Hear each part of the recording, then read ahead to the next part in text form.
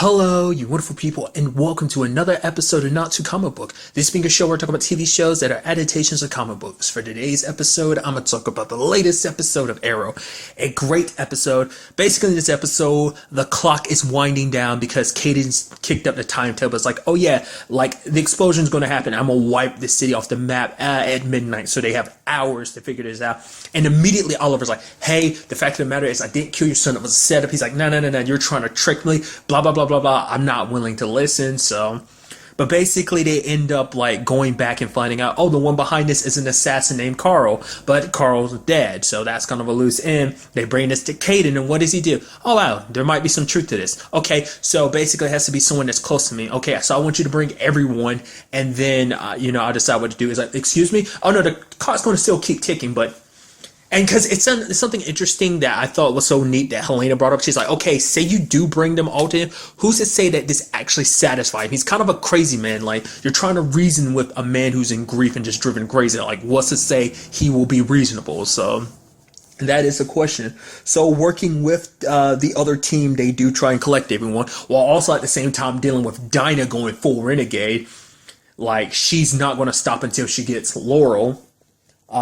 Which even at one point going as far as hurting Quentin just because he kind of got in the way because Lance showed up to stop her from trying to kill Laurel, which is also, it's sad because even in that state of mind, she wasn't really, I don't like, maybe in her mind it's like, well, I'm getting you out of the way. I didn't kill you. I could have, more so than anything, she's focused on taking down Laura, but then everyone else kind of gets in the way because both teams come together for the purposes of stopping and capturing Laurel for this.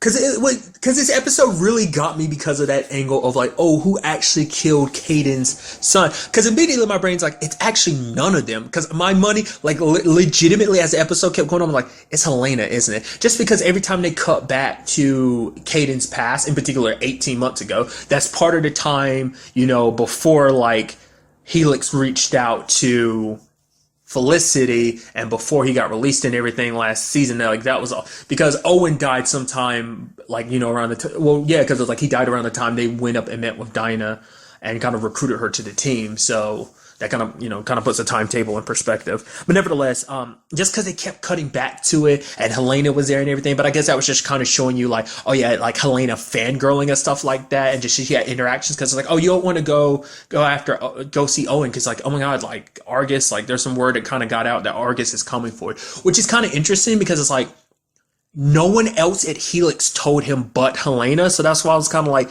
did Helena sell him out? Which I don't think she would, because like, why would she? Not unless this is like some long con or something, but it's like, to me, it's like, oh, she's fangirling out or something, because I thought it was going to be a situation of her becoming obsessed, and I was like, no, I want Caden all to myself because he's so amazing and stuff, but then it's like, she shows up again and says that Caden's very kind of like a little out there and he's abusive, which once again, we still don't know what happened to the rest of Helix, like when Caden went and rogue, like after he came back and then Helena, kind of came to the group and was like, yeah, Caden's kind of a super bad guy. Like, why? What happened to the rest of Helix? Because we have not heard from them. And like, it doesn't seem like Caden even had them as backing because it seemed like everything he was doing solely by himself. I guess it's just because his vendetta just is something he felt like he needed to handle. Because the reason why it also pushes him so hard, this whole situation with Owen, multiple things. One, he wasn't there in his son's life. It seems like, it's like he was never there showing up in the games. Like his work, like this hacktivist thing he was doing, was a big priority in his life. And even Owen wasn't a part of that. Owen's like, well, let me know what you're up to. But it's like, well, for your own protection, I keep you away. But there's distance between him and his son. Plus he was arrested, like what most likely would have been his last chance at being in his son's life because his son had like the finals and then it's like this happening. So I'm kind of like, there's that. And then finally the big like nail in a coffin was like, oh yeah, he found out his son died from an Argus agent. Like during his lockup, he found out his son had died, which is super depressing. It's also interesting too that Argus would bother even telling him. Like, I wonder was that Lila's decision to make that? I mean, I assume like leading Argus and stuff, like she would make a decision like that. But it was like one of the agents that arrested him told him that. It was like, I'm sorry. It's like, wow. I mean, I guess because he's a criminal, but he's not like I mean, he's a criminal to the point like I guess they want to lock him up somewhere because of all the stuff he's done because he's a hacker and stuff like that. So need him isolated and stuff. But it doesn't seem like he's like a huge criminal to a certain extent. So I don't know whether what was that was just like I said, it was just kind of interesting that they were sympathetic enough to tell him and even apologize. I don't know. Not unless that was that agent doing it on his own. Because he was like I said, he was the one that was one of the agents that was there and knew that Caden was like, oh, I'm trying to see, let me just stay a little while and see my son's basketball coach. And they're like, no, you need to come with us and you better not resist. So it's that situation of not being in your son's life and all that, just enough to kind of drive you on nuts. Also plays into the episode too because William is kind of like, oh, I want to go with you, and then sneaks off by himself while everyone's distracted. I was like, why are you doing that? Do you know something somebody doesn't know? But it's like, it's kind of like a PTSD moment of just because he wanted to be with Oliver because he didn't want something to happen to, like in Star City, what happened in Lian Yu, because the moment his back was turned, what happened? He lost his mom, and the last thing he wanted to do was lose Oliver. Like he kind of seemed like he was kind of okay with it previously, like at least he had Felicity, but it still just affected him. This is if anything's going to happen, he'd rather be by his dad's side, which is like very touching and sweet. If it wasn't for that, things might not have played out the way they did. Like William being there and him and Oliver having that moment is what caught James off guard, because it's like it's like a father's duty to protect his son, and he sees Oliver doing all this for his son, and it's like, you're doing what I couldn't do for my son. I let my son down. I failed as a father, essentially. So, I mean, what really caught me off guard was finding out that the one behind this was Ricardo. Did not see that coming, just because he seemed like such a, I don't know, we don't know that much about him. So, like I said, in my head, it wasn't any of them. Like, I know Laurel confessed, but obviously I knew that was complete BS. Even Caden knew that was BS. But it's just like amongst everyone, I would not have expected him. I would have thought, like I said, my money was still on Helena, especially as the episode progressed. But for him, it's like, yeah, I'm the one. It's like, because you're so smart, but you kind of didn't look deeper than what you needed to. It's like, I guess it's one of those situations of, because he thought he was smarter than everyone else, he let his guard down, which I guess you could make that same argument about the thinker and stuff, which I completely love that about the episode. It's like, oh man, Caden's driving away. We need to get to him. Well, there's one way. And so basically it looks like Barry random there. I love that, just being like the slightest cameo. Maybe they reach Barry. Maybe this could be potentially while Barry was still possibly in jail. It's like, we need your help. It's like, okay, it's an emergency. Okay, I'm back in prison. I don't know. Like, with the timelines and everything, it's probably more likely like after he got released and, like at the end of this week's episode. So it's most likely something like that. But I'd like to kind of think it was while he was still in prison, because it'd be funnier and cooler that way. But nevertheless, it's just Barry popped into Star City long enough to do that, which, for speedsters, in a blink of an eye, it's like, okay, I got to get back like that too. So it makes you think like that. But nevertheless,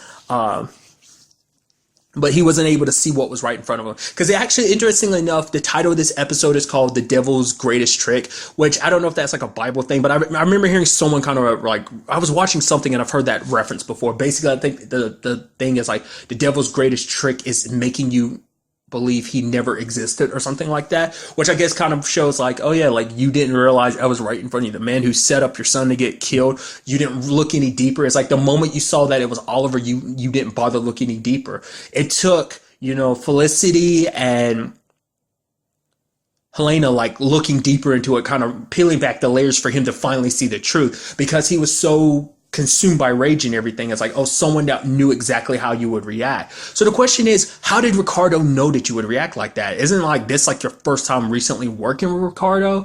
So that does beg the question of like, well, there was that time in between, because it has been like 4 months since that photo of Oliver got released, and that was like episode 2. So probably in between season 5 and season 6, they had probably been working together. I guess, yeah, because it still all fits within that 6-month time skip period between season 5 and 6 because of the whole Lian Yu situation. So at some point during that time, when he was gathering up his team, he got Laurel. He must have gotten Ricardo too. But like I said, it still goes back to, how would he know that you would react in that way? So immediately my brain still goes, there's someone else in this game, and I'm still got my money on Helena. I just can't shake it, dude. I just, like it said, it's probably going to be one of those situations where I feel bad and everything, but just like everything she's done, she's helping out and everything, being a part of like, all of this, I just got this feeling like she just happened to come back at a very auspicious time. and she's helping out with all of this. Like, I think the whole point is just to see how much they really know. I mean, because Ricardo himself said it, like, you're stupid. Like, you want to destroy the city. You basically left Team Arrow in such a state that, like, they're not a problem because they're divided. Plus, the city is in a position right for me. It's right for the taking because of you. So maybe that was kind of the whole point why Helene is helping, because it's like, oh, we can stop the explosion from going off. Because this way, you know, Ricardo can swoop in and take the seat. But the question is, like, why would Helena do it? Especially because it seemed like she cared about Caden, not unless it was all for the purposes of getting close to him, because it's like you need his techniques or something, like, you know, like his know-how as a, you know, I don't know. Like, maybe she was just using Caden ultimately. I don't know. Like I said, we still don't know where the rest of Helix is, so that kind of makes me nervous about that whole situation. So, like, I feel like I said, I got that inkling that she might be behind it, because in that metaphor of, like, the devil, you know, his greatest trick, maybe it's her, especially because, like, oh, you don't think she's a bad guy, you know, kind of a wolf in sheep's clothing type of thing. But I don't know. What's interesting, too, is Oliver making the promise to William, like, hey, I promise I won't let nothing happen to me. He's like, you can't make that promise. He's like, I am, because I've been at this for a good while, so trust me. And then also you have, like, him promising William that nothing will happen to him. Like I said, I brought this up previously. I feel like they're setting William up already to be, like, taking over that role of, like, of being a more, like, especially with Team Arrow down members as it is. Like, it might be a situation of him stepping up, especially because he ended up picking up the arrow and he started fiddling with it. Part of me is like, they already said, I feel like that's what they're referencing. Like, it might get to that point, but I don't think Oliver would be all too keen about that idea. But maybe that's something we'll see later on. Maybe William won't feel better. It's like, okay, I'll feel better, which is kind of interesting too, because so far no one else has, like, a kid sidekick like that, because all their sidekicks are roughly their age. Like, Barry's, you know, has been what, you know, is in this particular case is Cisco, Wally, and Ralph, and they're all kind of roughly his age. Like, you know, like the Robin situation. Like, I mean, I'm not that familiar with a lot of, like, superheroes that have a sidekick kind of like kind of in that son role, like a Robin situation. Though most people don't kind of treat it like a son role, like, because it's like, oh, why does Batman have all these young kids that are fighting by his side to fight crime, who ultimately he's kind of putting these kids in danger? You know, you think about it too much like that type of thing, but it's like, it might be a situation where William's like, I want to be out there with you, because that way I never have to worry about you, because I can always have your back type of thing, especially with the team being in the state that is in right now. So, but then immediately my brain also remembers, like, there's kind of a depressing thing when you think about it. Let's not forget, Star City 2046 is still canon from Legends of Tomorrow season 1. We saw that state, and that, you know, because there was the whole, like, oh, John has a son, which played along with the fact is that, like, oh yeah, like, that was a timeline where Flashpoint had already been a thing and existed. So then you have to go, so it is canonical in a sense. So that does also bring up a question. It's like, we saw there were a lot of people that weren't alive in that timeline. John wasn't alive. I didn't see any of current Team Arrow. So that says a lot. There was no Felicity.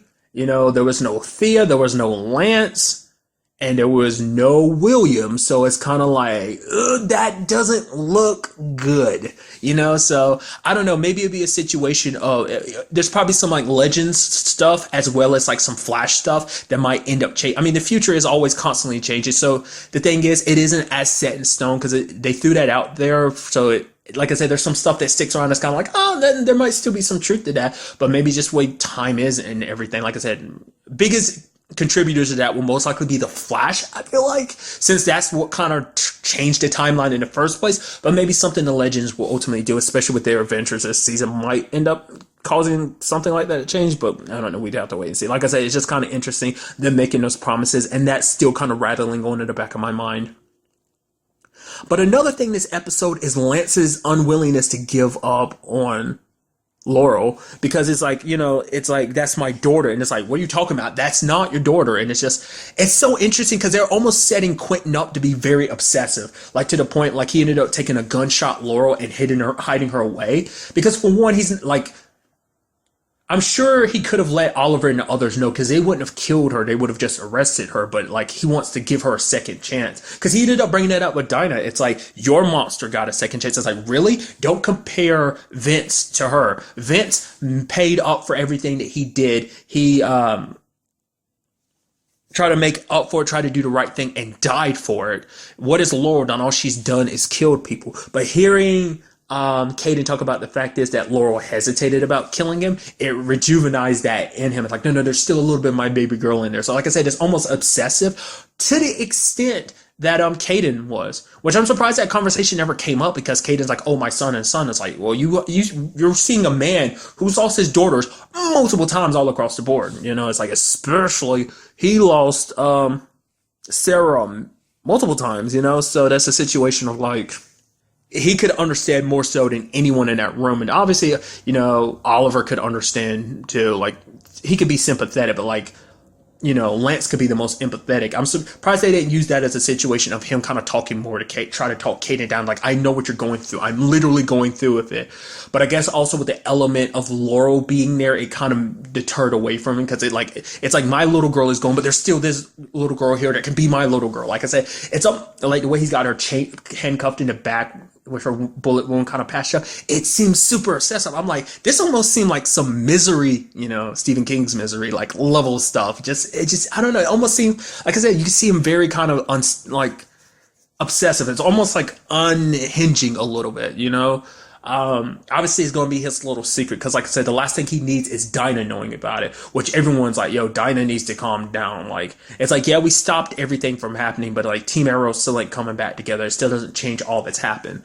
But even Oliver's telling Dinah to calm down, because Dinah's like, she confessed to killing Caden's son. Like, even more reason. It's like, no, we can all tell that she's lying just to push Caden's buttons. But you're so blinded by your rage, you're not willing to see anything else. Which is like, come on, Oliver knows what you're going through. Hell, everyone in that team knows what you're going through. Like, they've all been through some shit. Felicity lost Billy, her boyfriend. Let's not forget who killed her boyfriend, Oliver. And complication. Oliver's lost both his parents. He's lost his best friend. He's lost a lot of people. He lost Laurel. John had to kill his own brother. I mean, there's this situation. There's Renee with his whole situation, which we still have not cut back to the Agent Watson situation, because there's still the whole indictment situation that's going down, which is something Ricardo had brought up, the whole situation where Oliver still got a microscope on his life and everything because of Agent Watson and stuff like that, which Renee is still testifying and everything. Curtis gets come out in the positive. I mean, he's divorced and everything, but it sucks, but not nearly as bad as everyone else. But like, the point I was getting to with Renee is like, oh yeah, his wife being gone, as well as like, oh yeah, like fighting to get his daughter back, which he has his daughter back, but still, like, everyone's got their own tragedies and stuff like that. So if there's anyone that can be sympathetic, and not just sympathetic, empathetic is your team, but like I said, it's that state where it's just like you're mad and all you see is red. So I'm curious to see how Curtis and Renee handle that going forward. Not only do you have Ricardo still being out there, not only did he kill Kate and James, didn't see that coming. There's still Anatoly in the wind, so I assume he's leaving Star City for now. It's kind of interesting that basically the entire like bad guy group has fallen apart, but I assume like a lot of those residuals kind of flow into to Ricardo's, because I guess it kind of makes the most sense for him to kind of be the main antagonist, because he's the one we know the least amount. It's just kind of interesting that Caden was kind of taken care of, because I thought he was probably going to be a full season bad guy. Has it come up before? Like a bad guy being introduced at the beginning of the show, kind of. The Flash, yes, because it started off as alchemy and then it turned into Savitar. So that's the only one of these I can really think of that did that. Once the main antagonist was kind of revealed. Maybe Supergirl season 2 kind of flows like that. But I can't think of an Arrow season that started off like that. Maybe it has in the past, but like it's just almost everything kind of leads to one particular villain. So your main villain of sorts has kind of been taken off the board and kind of revealed another main villain behind it. So I don't know, it's just kind of interesting stuff, and I'm sure I'm overthinking it, but I'm very interested to see where all this takes us going forward. Like like I said, still wondering like how will Team Arrow like repair itself, because they are still at odds about this. Plus the Dinah situation, plus Lance with the whole, like, how is he going to like mend those? How is he going to fix her essentially? And if he does manage to fix her, what would that mean going forward? Dinah would still want her dead. Would that mean her transitioning over to being a good guy? Would she go back to Earth 2 and try to be a good guy? Questions like that I'm wondering about. So We would just have to wait and see. Sadly, we'll be waiting a while because Arrow is going on a break, much like a lot of stuff. I keep referencing that all the time. Arrow will be returning on March 1st. But really, that's all I want to talk about in this episode. Till the next time we meet, be happy, be safe, live life to the fullest, and enjoy it. Good day and goodbye.